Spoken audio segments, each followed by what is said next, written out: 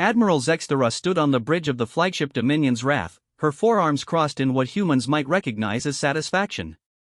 A holographic display before her showed the third planet of the Sol system, a blue marble that would soon bear the crimson banner of the Kethmoran Empire.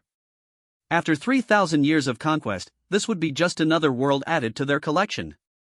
"Status report on the primitive inhabitants," she commanded, her translator rendering her clicks and growls into the common tongue used throughout their empire. Commander Vorthake consulted his datapad, mandibles clicking in what passed for amusement among his species. "The humans have detected our scout ships, Admiral. Their response is primitive. They're mobilizing their orbital platforms and what they call their defense fleet. Intelligence suggests they have approximately 200 vessels capable of space combat." Zexthera's laugh was a harsh screech that made several junior officers flinch. The Kethmoran Empire commanded over 50,000 ships of war, each one larger and more advanced than anything these humans could imagine. Their smallest frigate could take on a dozen human vessels and emerge victorious.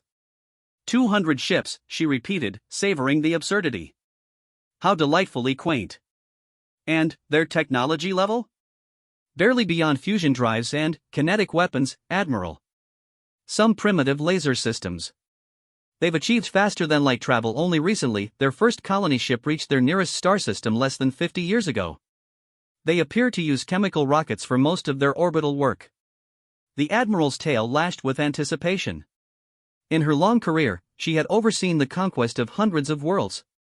The pattern was always the same: initial resistance, a few skirmishes to demonstrate superiority, surrender or annihilation, and then integration into the Empire. Most species chose surrender once they understood the futility of resistance. Those who didn't simply ceased to exist. "Have they attempted communication?" she asked. "Yes, Admiral. Multiple transmission attempts across various frequencies. They seem eager to negotiate." Vorthake's tone carried the universal disdain that apex predators held for herbivore diplomacy. Zexthera considered this. Sometimes it was more efficient to accept a species' surrender immediately, but she found that a demonstration of power made the subsequent occupation much smoother. Fear was an excellent administrator. Open a channel to the human homeworld. Let's hear what these primitives have to say before we begin. The main screen shimmered and resolved into an image that gave several bridge officers pause. The human speaking appeared to be female, based on Kethmoran intelligence files, with graying hair and eyes that held an unsettling steadiness. She wore what appeared to be a military uniform covered in small metal decorations. "I am Fleet Admiral Sarah Chen of the United Earth Defense Force," the human said, her voice calm despite the circumstances. "To the commanders of the approaching fleet, we offer peaceful dialogue and the opportunity for mutually beneficial relations between our species." Zexthera allowed her amusement to show in the predatory display of her teeth. "Human Admiral Chen, I am Admiral Zexthera of the Kethmoran Imperial Navy. Your offer of dialogue is noted but unnecessary. You have precisely 72 of your hours to evacuate your military vessels from Earth's orbital space and surrender control of your system. Compliance will result in standard Imperial integration protocols. Non-compliance will result in the complete eradication of your species." The human's expression didn't change. This surprised Zexthera. Most species showed immediate fear or anger when faced with the reality of their situation. Instead, Admiral Chen simply nodded once. "Admiral Zexthera, I appreciate the clarity of your position. However, I'm afraid we must decline your generous offer. Humanity has never bowed to tyrants, regardless of their origin. We will defend our home." The transmission ended. For a moment, the bridge was silent except for the hum of ship systems. Commander Vorthake was the first to speak. "Admiral, their response is unexpected. Our psychological profiles suggested they would attempt prolonged negotiations." Zexthera waved dismissively. "Fear makes some species desperate enough to choose a quick death over slow subjugation. It matters little. Begin deployment of the first assault wave. I want to see how long their defiance lasts when faced with reality." What Admiral Zexthera didn't know, what no one in the Kethmoran Empire could have known, was that humanity's first and most fundamental characteristic wasn't their technology, their diplomacy, or their military doctrine. It was their absolute, bone-deep refusal to quit when faced with impossible odds. 3 hours later, the first wave of Kethmoran forces entered Earth's defensive perimeter. 50 heavy cruisers and 200 escort ships moved in perfect formation, their energy shields gleaming like soap bubbles in the void. It was a force capable of reducing most planetary surfaces to molten glass. The human response was immediate and seemingly suicidal. Their entire defense fleet, every operational vessel from ancient frigates to their newest dreadnoughts, accelerated directly toward the Keth-Moran formation. No clever tactics, no attempt to use the orbital infrastructure for cover. Just a straight-line charge that military academies across the galaxy would have used as an example of how not to engage a superior enemy. Predictably primitive, Vorthe K observed. They're attacking our strongest point with their weakest force. But Admiral Zexthera found herself leaning forward, studying the tactical display more carefully. Something about the human approach felt wrong. In 3 millennia of conquest, she had learned to trust her instincts, and those instincts were now screaming warnings. The human fleet was indeed charging directly at them, but their formation was unlike anything in Keth-Moran tactical databases. Instead of the orderly battle lines preferred by most civilized species, the humans flew in loose clusters that seemed almost random. Ships of different classes were intermixed without apparent logic, and their approach vectors created a chaotic pattern that made targeting solutions difficult. Admiral, called the weapons officer, the humans are launching kinetic projectiles. Massive salvos from extreme range. On the display, thousands of contacts appeared, simple metal slugs accelerated to significant fractions of light speed. The Keth-Moran fleet's energy screens began intercepting them easily, creating brilliant flashes as metal met energy. It was exactly the kind of primitive assault Zexthera had expected. Then, the humans did something no military computer in the Empire could have predicted. The kinetic barrage wasn't random. Each projectile had been precisely calculated not to penetrate Keth-Moran shields, but to overload them at specific points. As the screens fluctuated under the massive but harmless bombardment, tiny gaps appeared for microseconds, gaps that would have been impossible to exploit with conventional weapons. The humans weren't using conventional weapons. Admiral. The scanner officer's voice carried unprecedented alarm. Detecting massive energy signatures from the human vessels. They're powering up some kind of, the sentence was never finished. Across the human fleet, weapons that shouldn't have existed opened fire. Not the crude lasers intelligence had reported, but precisely focused particle beams that threaded through the microsecond gaps in Keth-Moran shields like needles through cloth. The lead Keth-Moran cruiser, the inevitable conquest, simply vanished. One moment it was there, a kilometer of advanced alloy and exotic matter, the next it was expanding gas and debris. Then, another. And another. Impossible, Admiral Zexthera whispered, watching her formation disintegrate. Their technology level, intelligence said. Commander Vorthe K was frantically working his console. Admiral, I'm reading massive power signatures from the inner system. There are weapons platforms throughout their asteroid belt, all coming online. And, Admiral, they're not built from human materials.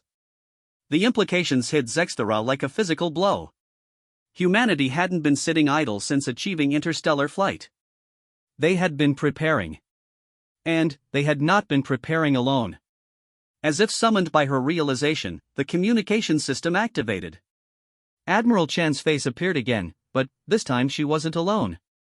Standing beside her was a figure that made every Keth-Moran on the bridge step backward involuntarily, a Zephyrian warpriest, its crystalline exoskeleton marked with the ritual scars that indicated a survivor of the Hegemony Wars.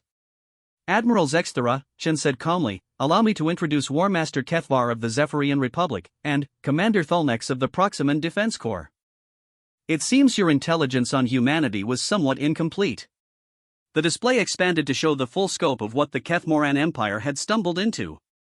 The asteroid belt wasn't just hosting human weapons platforms, it was hosting the combined fleets of 7 different species, all of whom had very good reasons to hate the empire that had spent millennia crushing anyone who refused to submit.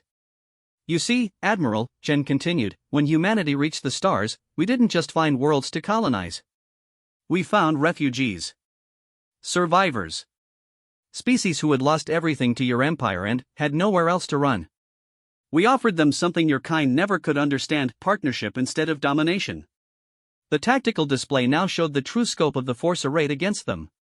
Human ingenuity, Zephyrian energy weapons, Proximan shielding technology, Andorian cyber warfare capabilities, and technologies from 3 other species that the Empire thought it had wiped out centuries ago. All of it integrated, all of it refined, and all of it focused on one goal. This isn't possible, Zexthera said, though even as she spoke she could see her second wave being systematically destroyed by weapons that seemed to anticipate every move. 7 species couldn't maintain operational cooperation. The logistics alone. You're thinking like an empire, Admiral Chen replied. You've spent so long ruling through fear that you've forgotten how much stronger people become when they choose to stand together. Every species you've conquered could have told you this, if you'd ever bothered to ask instead of simply taking. The battle, if it could still be called that, was becoming a massacre. Kethmoran ships designed to terrorize primitive civilizations found themselves outgunned, outmaneuvered, and completely overwhelmed by an enemy that fought with the desperate creativity that only comes from having nothing left to lose.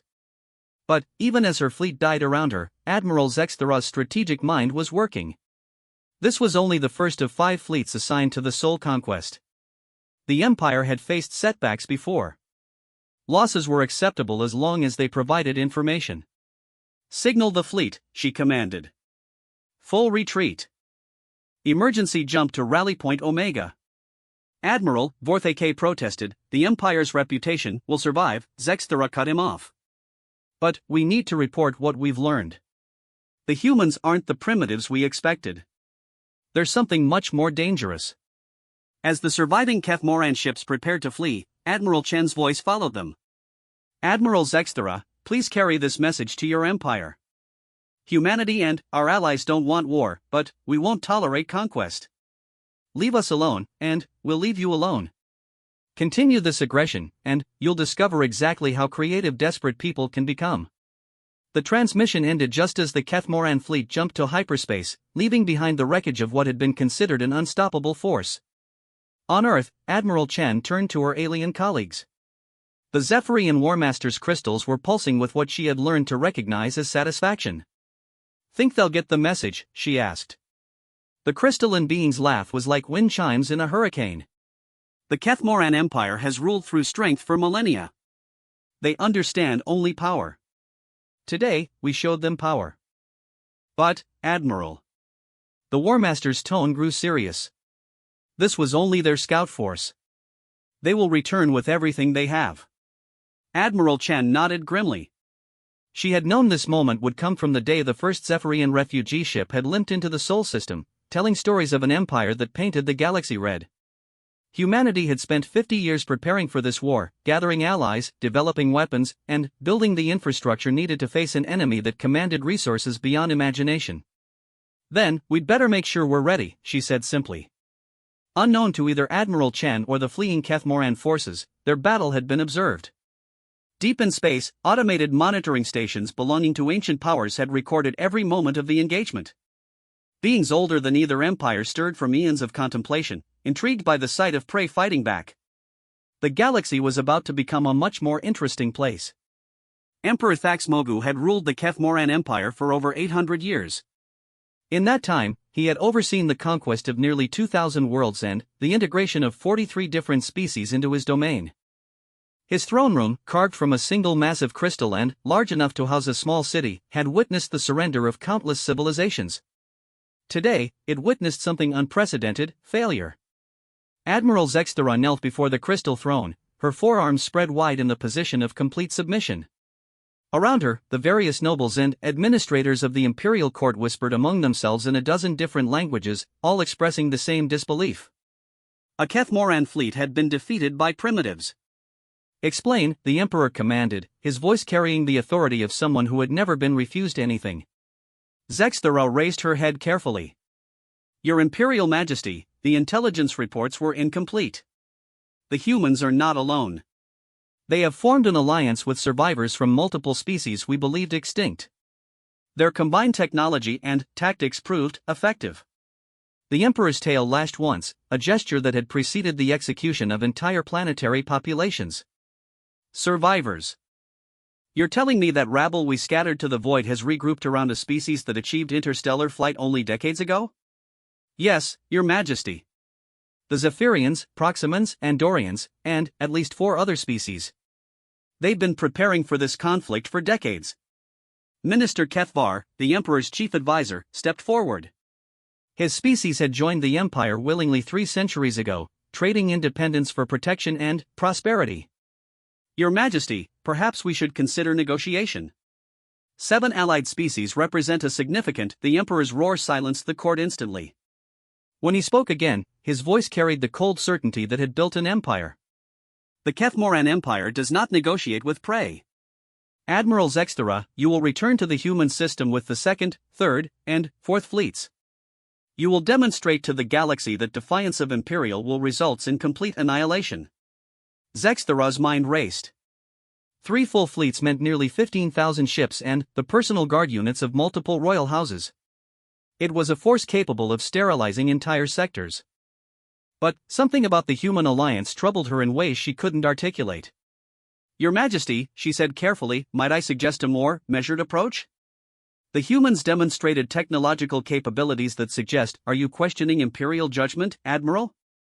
The temperature in the throne room seemed to drop 10 degrees. Zexthera had seen what happened to those who question Imperial judgment. Their species tended to develop sudden and fatal genetic disorders within a few generations. Never, Your Majesty. I will carry out your will. As the court dispersed and Zexthera made her preparations, she couldn't shake the memory of Admiral Chen's eyes during their final communication. There had been no fear there, no desperation. Only a calm certainty that somehow felt more dangerous than any threat. 3 months later, the largest military force in Kethmoran history assembled at the edge of the Sol system. 15,000 ships of war, from nimble destroyers to massive dreadnoughts the size of small moons. The flagship Imperial Dominion was a monument to the Empire's might, its weapons capable of cracking planets and its shields strong enough to withstand the fury of dying stars. Admiral Zexthera stood on the command bridge, surrounded by the greatest military minds the Empire could produce. Beside her, Prince Kethran, the Emperor's 3rd son, represented the Imperial family's personal interest in this campaign. Begin sensor sweep of the system, she commanded. What they found defied every prediction their strategists had made. The Sol system had been transformed into the galaxy's most comprehensive fortress. The asteroid belt now hosted not just weapons platforms, but entire factory complexes producing ships and weapons. The outer planets were surrounded by defensive grids that made planetary invasion impossible without overwhelming force. And everywhere, ships moved in patterns that spoke of coordination between multiple species. Admiral, the sensor officer reported, were detecting over 50,000 vessels. Not all of them appear to be combat ships, but the sheer number. Prince Kethran laughed, a sound like breaking glass. 50,000 primitive vessels against 15,000 ships of the Empire? They're saving us the trouble of hunting them down individually. But Admiral Zexthera was studying the tactical display with growing unease. The human alliance hadn't simply grown, it had been completely reorganized. The chaotic formations from their previous encounter had been replaced by geometric patterns that her tactical computers couldn't interpret. Your Highness, she said carefully, perhaps we should begin with a limited probe to assess their. Admiral Zexthera, the prince interrupted, his voice carrying royal authority, my father has commanded the complete destruction of this rebellion. We will advance in full strength and crush them utterly. The galaxy must see what happens to those who resist Imperial will. The order was given. 15,000 ships of the Kethmoran Empire began their advance into the Sol system, confident in their superiority and their destiny. They had traveled less than 1 hour when space around them began to change. It started as a subtle distortion in the sensor readings, easily dismissed as interference from the system's star.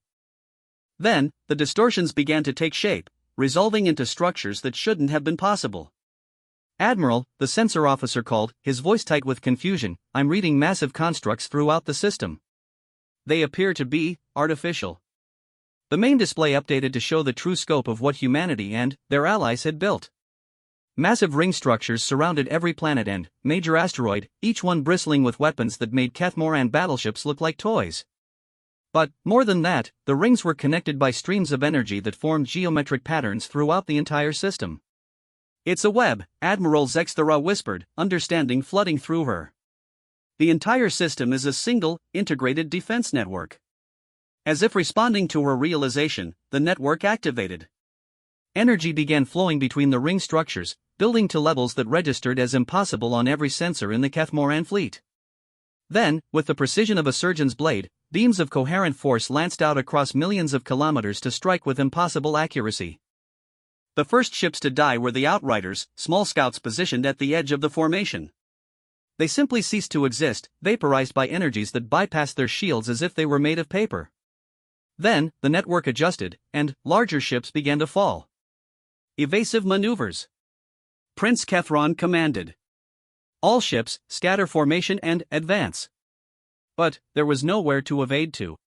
The energy web covered the entire system, and every movement of the Kethmoran fleet was anticipated and countered. Ships that tried to retreat found their paths blocked by precisely placed energy barriers. Those that advanced encountered focused fire that seemed to know exactly where their weak points were located. Admiral Zexthera watched her tactical display as centuries of military doctrine proved useless. The Empire's ships had been designed to fight other ships in conventional space combat. They had no answer to an enemy that had turned an entire solar system into a single weapon. "Admiral," the communications officer called, "incoming transmission from the human forces." The display resolved into Admiral Chen's face, but she was no longer alone. The bridge around her was filled with beings from multiple species, all working in perfect coordination. Behind her, holographic displays showed the systematic destruction of the Kethmoran fleet with clinical precision. "Admiral Zexthera," Chen said, her voice carrying no satisfaction, only tired determination, "you have approximately 10 minutes before our defensive grid achieves complete saturation of your formation. I'm offering you the same chance I gave your scouts: retreat now, or be destroyed." Prince Kethron pushed past Zexthera to face the screen. "Human. Do you know who you address? I am Prince Kethron of the Imperial House. Your primitive weapons cannot." His words were cut off as the Imperial Dominionist sister ship, the Eternal Glory, exploded in a flash of light visible across the system. The massive dreadnought had been struck by 3 separate energy beams that had somehow synchronized across millions of kilometers of space. Admiral Chan's expression didn't change. "Your Imperial Highness, my weapons are not primitive, and your ships are not invincible." "You have 9 minutes. Prince Kethron's response was predictable. "All ships, maximum advance. Target their energy sources. We'll see how their web functions without power." The Kethmoran fleet surged forward in a desperate charge that might have worked against any conventional enemy. Against the Sol defense grid, it was suicide. Energy beams began striking not just with precision, but with increasing frequency. The network was learning, adapting, becoming more efficient with each passing second. Admiral Zexthera found herself thinking not of victory, but of survival. In her centuries of military service, she had never faced anything like this. The humans and their allies hadn't just prepared for war, they had reinvented it. "Admiral," her tactical officer called, "we've lost 40% of our forces. The energy web is concentrating fire on our command ships." She looked at the display and saw the truth. They weren't just losing, they were being systematically dismantled by an enemy that understood their technology better than they understood it themselves. Prince Kethron was still shouting orders, demanding impossible maneuvers from ships that were dying too fast to implement them. Admiral Zexthera made a decision that would define the rest of her career. "All ships," she transmitted on the emergency command frequency, "immediate retreat. Jump to emergency rally point Alpha. This is a direct order from Fleet Command." "You cannot," the prince screamed. "My father commanded." "Your father commanded victory," Zexthera replied calmly. "Victory is no longer possible. Survival is." The surviving Kethmoran ships began their emergency jumps, leaving behind nearly 11,000 of their companions as expanding clouds of debris. As the Imperial Dominion prepared for its own jump, Admiral Chen's voice followed them one last time. "Admiral Zexthera, please deliver this message to your Emperor. The Sol Alliance does not seek war, but we will not tolerate conquest. Your empire has grown fat on easy victories against unprepared enemies. We are neither easy nor unprepared. Choose your next move carefully." The transmission ended just as the flagship jumped to hyperspace, carrying news that would shake the foundations of the galaxy's greatest empire. In the depths of space, ancient monitoring stations recorded everything. Beings that had watched the rise and fall of civilizations for millions of years began to stir with interest. The young species that called itself humanity had done something unprecedented. It had not just survived contact with a galactic empire, it had defeated one decisively. Deep in the archives of long-dead civilizations, automated systems began to activate, searching for protocols that had not been needed for eons. The galaxy's oldest powers began to take notice of the small blue world and its defiant inhabitants. Meanwhile, in the ruins of the Kethmoran fleet, emergency beacons transmitted their final messages back to the Empire. The data they carried would force a complete re-evaluation of everything the Empire thought it knew about warfare, technology, and the true distribution of power in the galaxy. But, perhaps most importantly, the battle had been witnessed by merchant ships and independent observers throughout the sector. Word would spread that the mighty Kethmoran Empire could be defeated, that their ships could burn, and that their centuries of unchallenged dominance had finally met its match. The galaxy was about to discover that the age of easy conquest was over. The emergency session of the Kethmoran High Council had been called at an unprecedented hour. Never before in the Empire's history had such a gathering been summoned in response to military defeat. The Great Chamber, with its walls inscribed with the names of conquered worlds, felt somehow smaller as the most powerful beings in the galaxy attempted to comprehend the impossible. Emperor Thaxmogu sat upon his crystal throne, his massive frame radiating the kind of cold fury that had once caused entire species to choose extinction rather than face his wrath. Before him, Admiral Zexthera stood at attention, her military decorations somehow looking less impressive after the greatest naval disaster in Imperial history. 11,000 ships, the Emperor said, his voice carrying across the chamber like the rumble of distant thunder. You lost 11,000 ships to a collection of refugees and primitives. Your Majesty, Admiral Zexthera replied carefully, the humans and their allies have developed capabilities that exceed our intelligence estimates by several orders of magnitude. Their system-wide defense network represents a completely new form of warfare. Grand Admiral Esikatar, the Empire's supreme military commander, stepped forward. His species had served the Empire for over a millennium, their tactical genius helping to conquer hundreds of worlds. Admiral Zexthera, you speak of new forms of warfare as if that excuses the loss of 3 full fleets. The Empire has faced advanced civilizations before and always prevailed. This is different, Zexthera insisted, activating a holographic display that showed the Sol system's defensive grid. Look at this construction.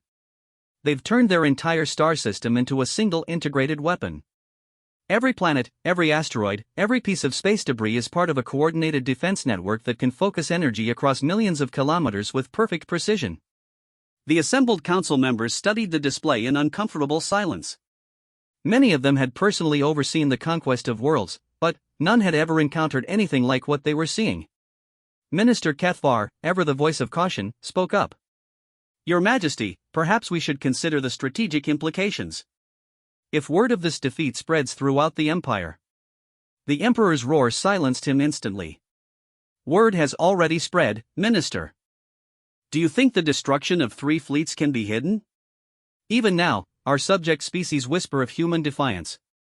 Some of our tribute worlds have begun reducing their payments, claiming economic difficulties. The Vorthan Confederacy has started demanding renegotiation of their surrender terms. The implications hung heavy in the air. For 8 centuries, the Kethmoran Empire had ruled through the simple principle that resistance was futile. Every species knew that defying the Empire meant extinction, while submission meant survival under imperial rule. But humanity had shattered that principle. They had not just resisted, they had won. Grand Admiral Esikatar activated his own tactical display. Your Majesty, I propose we assemble the 1st through 7th Imperial fleets, along with the Royal Guard Armada. 40,000 ships will crush any defense these humans can mount. 40,000 ships, repeated Fleet Admiral Deckforth, whose species specialized in logistics. The fuel requirements alone would strain our reserves for a decade. And, if we lose... The chamber fell silent. No one wanted to voice what they were all thinking. If the Empire lost 40,000 ships, the rebellion would spread beyond control. Subject species throughout the galaxy would see weakness and act on it. Emperor Thaxmogu considered his options with the cold calculation that had built an empire. Military force was the foundation of Kethmoran power, but even empires had limits. However, there was another option, one that the Empire had never needed to employ because conventional force had always been sufficient. Grand Admiral, he commanded, prepare the Omega Fleet. The reaction was immediate and electric. Even Admiral Zexthera, who had thought herself beyond surprise, felt her blood chill. The Omega Fleet was the Empire's ultimate weapon, held in reserve for threats that could endanger the Empire itself. Ships built with technologies that the Empire barely understood, weapons that could extinguish stars, and creatures that served the Imperial will not out of conquest but out of ancient compact. Your Majesty, Minister Kethwar said quietly, the Omega fleet hasn't been deployed in over 2,000 years. The entities that crew those ships may not remember their obligations to the Empire. The Emperor's smile was a terrible thing to see. Then, we shall remind them. The humans want to play with forces beyond their understanding? Let them face the true power of the Kethmoran Empire. 3,000 light-years away, in the Sol system, humanity and its allies were facing their own moment of reckoning. The victory over the Kethmoran fleets had come at a cost that few outside the highest command levels understood. The defensive grid that had so effectively destroyed the Imperial forces had consumed nearly 70% of the system's total energy reserves. Admiral Sarachin stood in the war room of Luna Command, surrounded by holographic displays showing resource consumption rates, fleet readiness reports, and intelligence estimates of the Empire's response. Beside her, representatives of the Alliance species worked frantically to prepare for what everyone knew was coming. War Master Kethvar, the Zephyrian war priest whose people had been the first to find refuge in the Sol system, gestured to the energy consumption reports with one of his crystalline arms. Admiral Chen, our calculations show that the defensive grid can repel perhaps 2 more major assaults before requiring a minimum 6-month recharge period. If the Empire masses their full strength, we won't be able to stop them, Chen finished. I know. But we knew this was a possibility from the beginning. Commander Thulnex of the Proximans, his blue-scaled hide marked with the ritual scars of his warrior caste, activated a tactical display showing the outer system. Admiral, my scouts report unusual energy signatures at the edge of sensor range. Something is coming, but it doesn't match any known Kethmoran ship signatures. The war room fell silent as the implications sank in. The Empire had technological capabilities far beyond what they had demonstrated so far. If they were bringing their truly advanced forces to bear. Dr. Elizabeth Morrison, the human scientist who had helped design the integration protocols that allowed multiple species technologies to work in harmony, studied the sensor data with growing concern. These energy signatures, they're not following known physics. It's like they're using technologies that operate outside normal spacetime. Admiral Chen nodded grimly. She had always known that their initial victories would only buy time. The question was whether they had bought enough. How long until the Omega project is ready, she asked. Dr. Morrison consulted her tablet, her expression troubled. The alien archives we've recovered are still being translated. We understand perhaps 60% of the theoretical framework, but the practical applications. She shook her head. We need more time. Time we don't have, Chen replied. The Empire won't make the same mistakes twice. Whatever they're sending will be prepared for our defensive grid. War Master Kethvar's crystals pulsed with patterns that indicated deep thought among his people. Admiral, there is another option. My people maintained contact with certain entities before our world fell to the Empire. Ancient beings who have no love for galactic domination. The architects? Dr. Morrison asked, her voice barely a whisper. The files we recovered mentioned them, but I thought they were extinct. Not extinct, the War Master corrected. Sleeping. But they can be awakened, for a price. Admiral Chen felt a chill that had nothing to do with the temperature in the war room. The files they had recovered from various refugee species told fragmentary stories of beings that had shaped the galaxy in ages past, entities whose technologies made even the Kethmoran Empire look primitive by comparison. What kind of price? She asked. The War Master's reply was interrupted by alarms throughout Luna Command. Every sensor in the system had just detected something that shouldn't have been possible. Admiral, the sensor technician called, his voice tight with disbelief. Ships are translating directly into the inner system. They're bypassing our early warning grid completely. The main display updated to show contacts that defied every understanding of military doctrine. Instead of the massive formations favored by the Empire, these ships moved individually, each one following a trajectory that seemed to ignore the basic laws of physics. They appeared to be phasing in and out of normal space, making targeting impossible. Omega Fleet, Admiral Chen said quietly. They brought the Omega Fleet. As if responding to her words, the lead ship opened a communication channel. The being that appeared on screen was unlike anything in the Empire's previous forces. Tall, gaunt, and seemingly composed of shadow-given form, it spoke in a voice that seemed to come from everywhere and nowhere at once.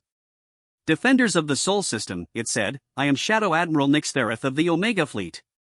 You have impressed the Empire with your resistance, but that resistance ends now.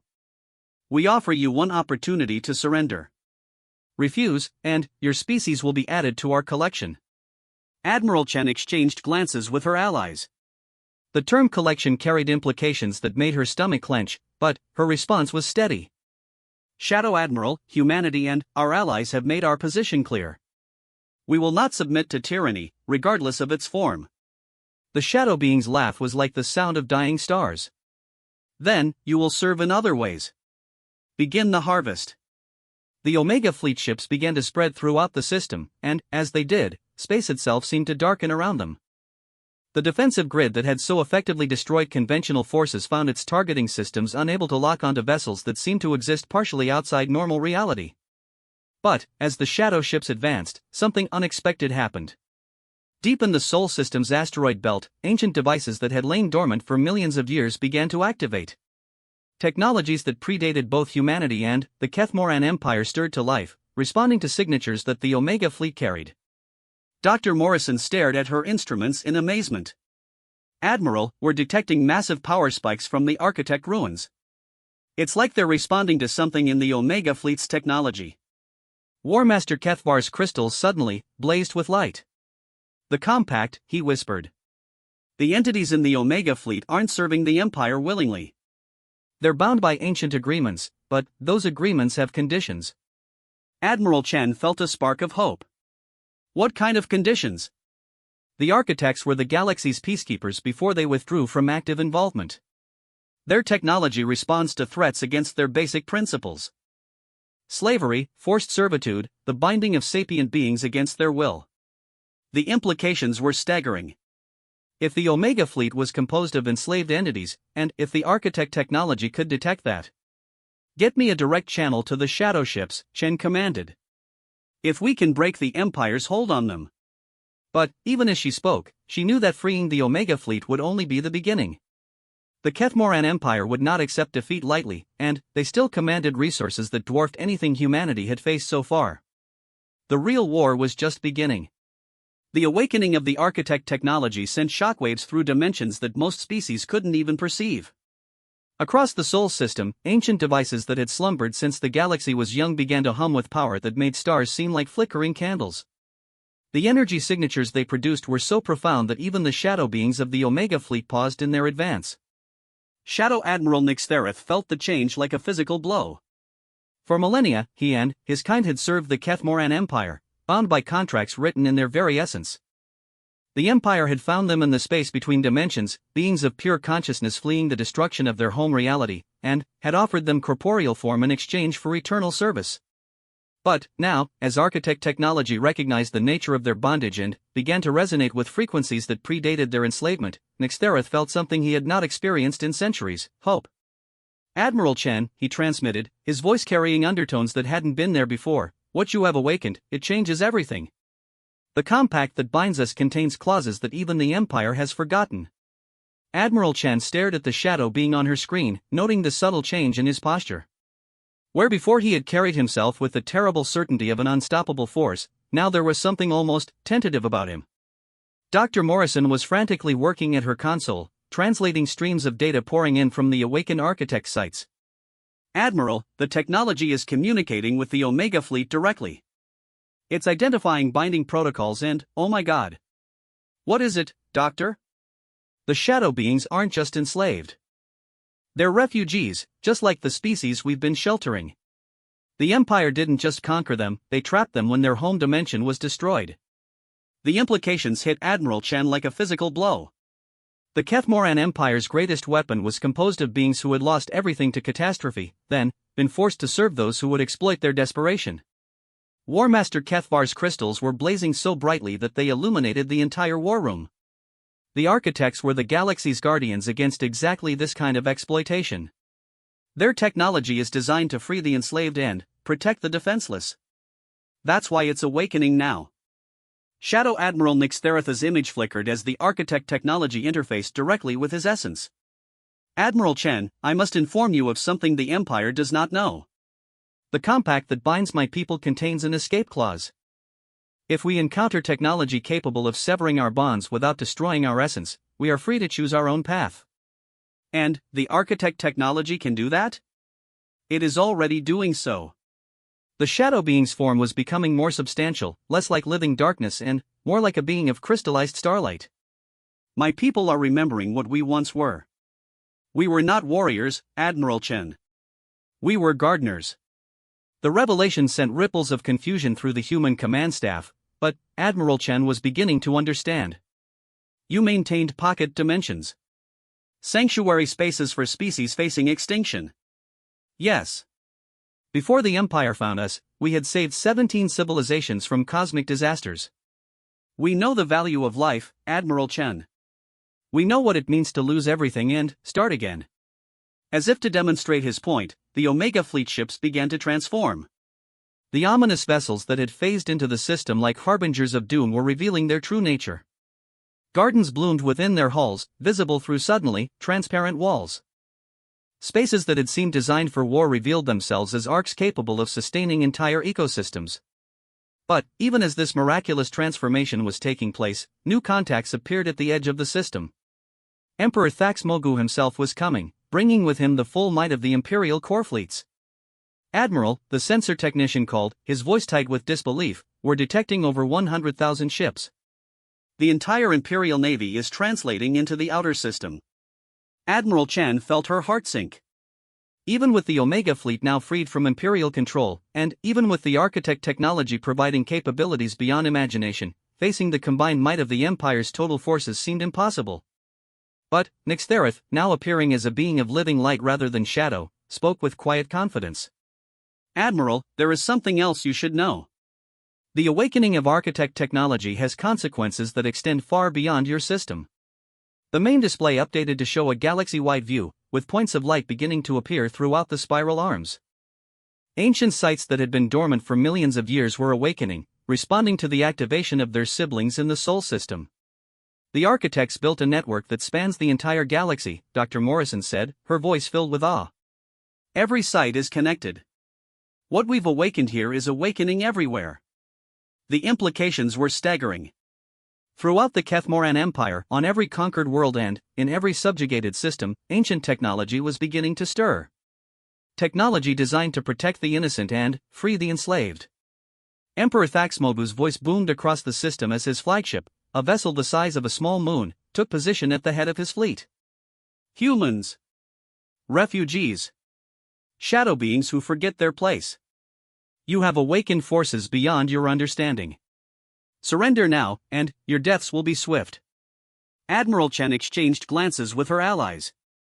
The choice before them was simple: surrender and die, or fight and probably die anyway. But, as she looked around the war room at beings from 7 different species who had found in humanity something worth defending, she realized there was really no choice at all. Emperor Thaxmogu, she transmitted, humanity has a saying, give me liberty, or give me death. We choose liberty, and we invite you to learn what that means.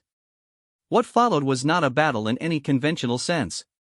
As the Imperial fleet advanced, expecting to face the same defensive grid that had destroyed their previous forces, they instead encountered something unprecedented in galactic history. The Architect Network activated fully. Across the galaxy, on every world where their technology slumbered, ancient devices awakened and began to do what they had been designed to do: protect the innocent and free the enslaved. On conquered worlds, slave collars ceased to function. Imperial control centers found their systems mysteriously failing. Tribute ships discovered their cargo holds had somehow emptied during transit. But, more than that, the network began to reveal the truth. Every species in the galaxy suddenly found themselves receiving data streams containing the complete history of Imperial conquest, the real cost of submission, and proof that resistance was not futile. In the Sol system, the approaching Imperial fleet found itself caught in fields of energy that made their weapons ineffective while leaving their life support systems untouched. One by one, Imperial ships were surrounded by bubbles of altered spacetime that trapped them without harm. What is this? Emperor Thaxmogu raged as his flagship found itself unable to advance or retreat. What have you done? Admiral Chen's response was calm and measured. We've awakened the galaxy's immune system, Your Imperial Majesty. The architects built their network to protect against exactly what your empire represents: the conquest and enslavement of sapient beings. Throughout the Imperial fleet, something unprecedented was happening. Species that had served the empire for centuries were remembering what they had lost. The Kethmoran control systems that maintained discipline through fear and genetic manipulation found themselves countered by technology that recognized the difference between voluntary service and coercion. On the Imperial flagship, Minister Kethvar stared at his instruments in amazement.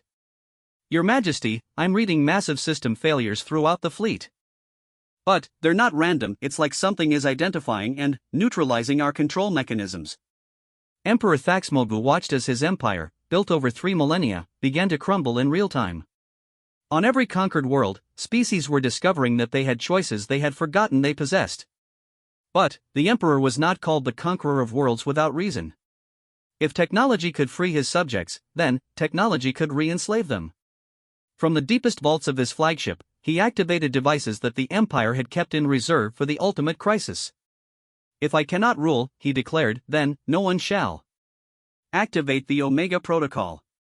The devices he unleashed were weapons that could destabilize the fundamental forces that held matter together. Rather than be defeated, he would destroy the galaxy itself. But the architect network had been designed by beings who understood the psychology of tyrants. As the Emperor's ultimate weapons powered up, they found themselves unable to function. The same technology that freed enslaved beings could recognize the difference between defensive force and genocidal destruction. Admiral Chen watched as the Emperor's final gambit failed, leaving him trapped in a bubble of spacetime with his dreams of conquest crumbling around him. "Your Imperial Majesty," she said quietly, "the age of empire is over. But the age of cooperation is just beginning. We're willing to help your people find a new path, if you're willing to take it." The Emperor's response was a roar of frustrated rage, but throughout his fleet, other voices were beginning to speak. Species that had served out of fear were discovering they could choose to serve out of hope instead. Nixtherith, now revealed in his true form as a being of crystallized starlight, spoke to the assembled fleets of both sides. The architects designed their network to activate only when the galaxy faced a threat to sapient freedom itself. That threat has been neutralized. But their technology remains, ready to protect any who need sanctuary. Over the following days, as news of the Emperor's defeat spread throughout the galaxy, a remarkable transformation began. Some systems chose to maintain their association with what remained of the Kethmoran government, but on the basis of mutual benefit rather than conquest.